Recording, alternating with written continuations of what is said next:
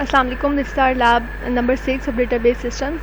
और इस लैब में हम देखेंगे कि बेसिकली जो लास्ट लैब्स में हमने डेटा इंसर्ट किया था और लैब नंबर 5 में हमने उसको विजुलाइज करने की भी कुछ कमांड्स देखी थी।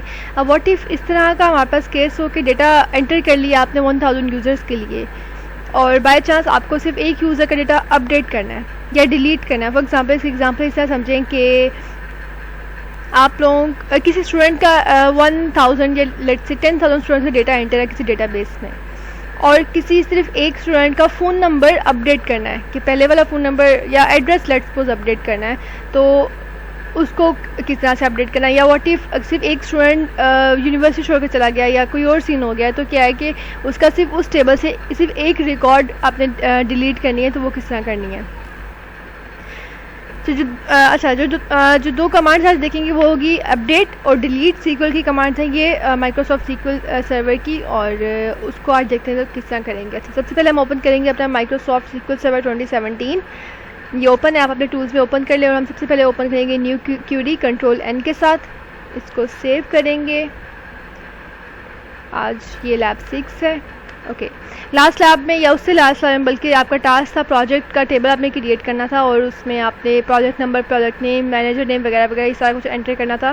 तो ये टेबल मेरे पास सारे से क्रिएट हुआ हुआ है। इसमें डेटा भी इंसर्ट किया हुआ है जो कि लास्ट लैब में किया है, तो मैं इसी को आगे यूज़ करूँगी और इसमें डेटा अपडेट करूँगी। ओके, जो इसका सेंटेक्स है बेसिकली अपडेट का, पहले वो देख लेते हैं कि कीवर्ड आएगा आपके पास अपडेट, फिर आएगा टेबल नेम कि किस टेबल से हमें डेटा अपडेट कर रहे हैं, फिर आप में सेट का कीवर्ड आएगा, फिर कॉलम का नेम आएगा कि इस कॉलम मतलब लेट्स सपोज प्रोजेक्ट नंबर या लेट्स से प्रोजेक्ट नेम, उस कॉलम को आपने वैल्यू को अपडेट करना है और उसमें से अपडेट कौन सी वैल्यू करनी है आपने, वैल्यू किस वैल्यू से आपने अपडेट करना है वो वैल्यू है। फॉर एग्जांपल अभी स्टूडेंट की मैंने आपको एग्जांपल दी है ना, क्या होगा यहाँ पे अपडेट, टेबल का नेम आएगा student, set phone number equal to new phone number and let's suppose address equal to new address, where student registration number equal to SWEN something something. यहाँ पे एक चीज़ ये मेक श्योर करनी है कि ये वेयर की कंडीशन आपके पास लाजमी आनी चाहिए। फॉर एग्जांपल इसको इस तरह से आप सोचें कि अगर मैं वेयर की कंडीशन ओमिट कर दूंगी तो क्या होगा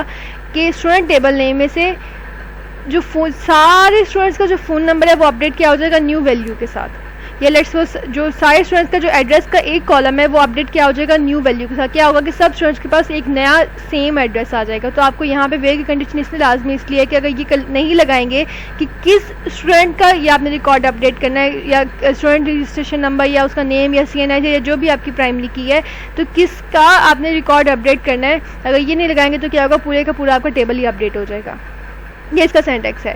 अच्छा, अब इसको एक सैम्पल इसका रन करके देखते हैं। अभी देखें हमने क्या आएगा आपके पास, अपडेट का कीवर्ड, टेबल हम लास्ट में क्रिएट कर चुके हैं, प्रोजेक्ट, सेट लेट्स सपोज मैं कहती हूँ कि P नेम अपडेट करना है university project where P number equal to 1। ठीक है, जहाँ पे मेरे पास प्रोजेक्ट नंबर 1 है वहाँ पे क्या करो कि जो प्रोजेक्ट नेम है उसको इससे अपडेट कर दो इस टेबल में। अच्छा, यहाँ पे एरर आ रहा है, ये इसलिए आ रहा है कि यहाँ पे जो मेरा बाय डिफ़ॉल्ट डेटाबेस सिलेक्ट है वो मास्टर है, तो यहाँ पे मैंने यूनिवर्सिटी सिलेक्ट करा है या जो भी आपका डेटाबेस है। अच्छा, यहाँ पे एक और ऐड कर देते हैं, लेट्स सपोज प्रोजेक्ट नेम भी अपडेट कर दो, और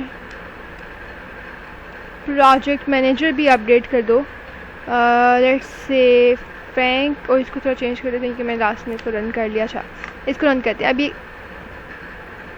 अच्छा, अभी क्या हुआ है इसको विजुलाइज करते हैं। अगर विजुलाइज आपको याद हो कैसे करना है, सिलेक्ट ऑल फ्रॉम प्रोजेक्ट। अब ये देखें क्या है कि जो प्रोजेक्ट नंबर आपका 1 था उसमें क्या है, ये 2 के लिए रन किया, 1 के लिए पहले रन करे थे मैंने, कहा 2 का देखते हैं। तो उसमें क्या है कि जो आपका नेम है वो यूनिवर्सिटी प्रोजेक्ट सेलेक्ट हो चुका है, आपका मैनेजर का नेम ये चेंज हो चुका है और वगैरह वगैरह। तो एक और इसको अपडेट करते हैं, लेट्स से अपडेट। अच्छा, अब हम क्या करते हैं कि जिनका जो आपके पास बजट है वो 90,000 से ज़्यादा है तो उनके जो पर्सनस हैं उनको 20 कर दो। ठीक है, अपडेट इस टेबल में से प्रोजेक्ट करो, टेबल में से अपडेट करो। क्या अपडेट करो, persons equal to let's say 25 कर दो where budget is greater than 90,000। अच्छा, फिर से इसको विजुलाइज करते हैं। अब क्या है कि जहाँ पे बजट आपका ग्रेटर देन ये था, यहाँ पे ग्रेटर था 90,000 से, और एक और जगह भी होगा यहाँ पे ग्रेटर था 90,000 से, तो इन दोनों में क्या हुआ है कि आपके पास जो पर्सन है वो अपडेट हो गए हैं। ठीक है। अच्छा, अगली है आपके पास डिलीट की कमांड। ये आप देख लीजिएगा, यही एग्जाम्पल वन की हुई है। अच्छा, डिलीट की कमांड का सिंटैक्स क्या है? डिलीट का कीवर्ड, फ्रॉम का keyword, table name, where condition. यहाँ पे भी ये मेक श्योर करना है कि कंडीशन लाजमी आनी चाहिए। कंडीशन नहीं आएगी तो क्या होगा कि आपके सारे टेबल का डेटा सारे का सारा डिलीट हो जाएगा। अच्छा, इसको एक इसकी लेट्स सपोज एक इसकी रो डिलीट करके देखते हैं। Let's say delete from project table where P number equal to 1, जहाँ पे ये वाली जो ये रो है इसको डिलीट करते हैं। फिर से उसको विजुलाइज करें तो ये देखें जो आपकी पहले वाली थी वो डिलीट हो गई है, जिसमें सिर्फ यूनिवर्सिटी था, और ये जो 2 वाली थी ये बन गई है, और नीचे से ये क्या ऊपर आपके सेंडिंग हो गए हैं।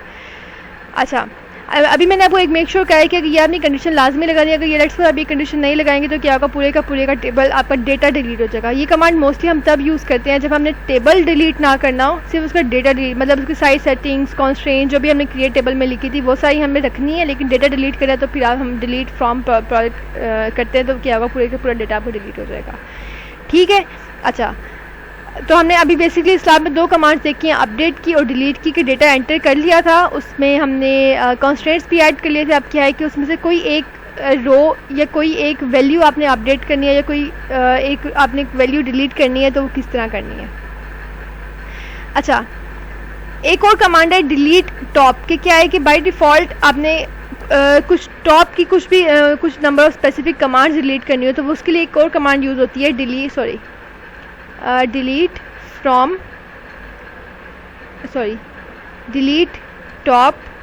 टॉप की 4 रोज डिलीट कर दो।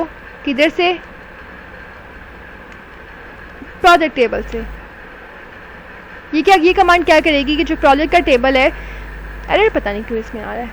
अच्छा, जो प्रोजेक्ट का आपका टेबल है उसमें क्या है कि उसकी जो पहली 4 आपकी रोज है वो डिलीट कर दे। क्या होगा कि ये जो 4 रोज हैं वो आपकी डिलीट हो जाएंगी। इसको चला के देखते हैं। एग्जीक्यूट करें, 4 रोज सक्सेसफुली एग्जीक्यूटेड, और ये देखेंगे कि पहले 4 रोज डिलीट हो गई हैं यहाँ से, या फिर सेंड हो गए। अच्छा, व्हाट इफ आपने रेंडमली कुछ 4 डिलीट करनी हो, तो यहाँ पे आप कीवर्ड यहाँ पे लगाएंगे % का, कि कोई भी रेंडमली डिलीट कर दो तो वो क्या होगा, और रेंडमली कोई भी आपकी 4 रोज को डिलीट कर देगा। ठीक है। अच्छा, इसकी जो आपकी प्रैक्टिकल एक्सरसाइज है वो यही है बेसिकली कि आपने इन सारी कमांड्स को एग्जीक्यूट करना है अपने टेबल पे, और वो मुझे प्रोवाइड करना है। ठीक है, थैंक यू।